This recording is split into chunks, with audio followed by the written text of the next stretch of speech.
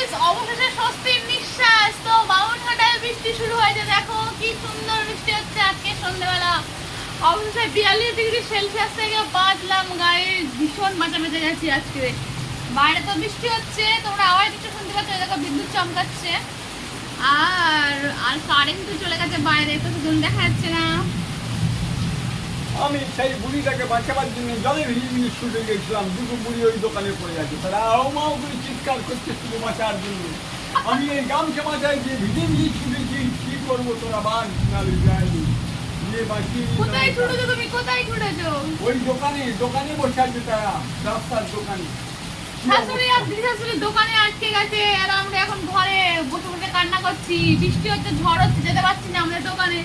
বাবা এখন যাবে ছুটে বুড়ি দুই শাশুড়িকে এখন বয়ে বয়ে নিয়ে আসার জন্য। প্রচুর বৃষ্টি হচ্ছে, খুব শান্তি হলো আজকে।